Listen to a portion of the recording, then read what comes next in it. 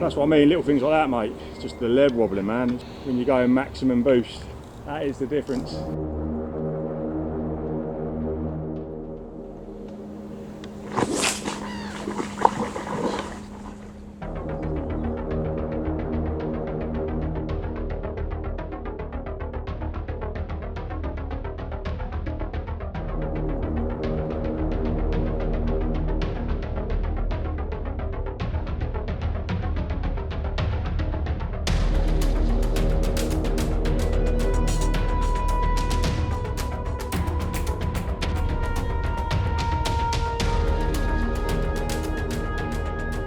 Most of my angling over the last few years has been based around fishing busy, big, low stock gravel pits.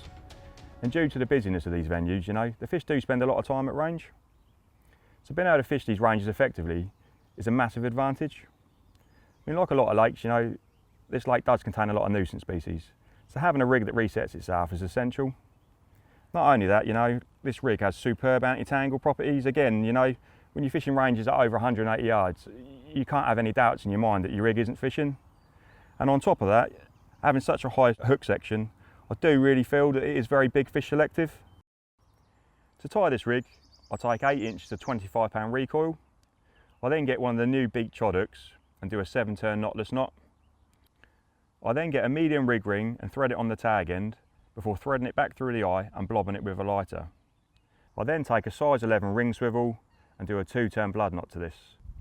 The hook section, you know, I do vary depending on the bottom, so if I'm fishing on quite a soft bottom, I'll probably fish a 4-inch hook section. And if I'm fishing on slightly harder ground, probably go for something more like a 2.5, maybe 3-inch hook section. I then get 18 inches of 35-pound cam stiff, to which I do a 4-turn grinner knot to the flexi ring itself.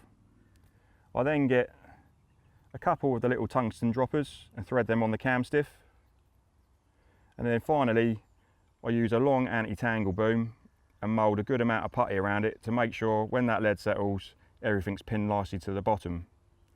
And again, a bit like I said earlier, depending on like the sort of bottom I'm fishing on, I mean, if I'm fishing over weed, I balance my hook bait like real critically, just so it sort of nestles down nicely.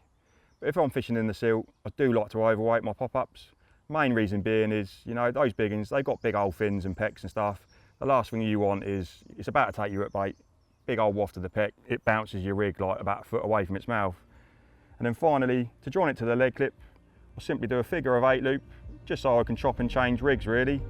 And yeah, and that's the rig I use for like all my extreme range fishing.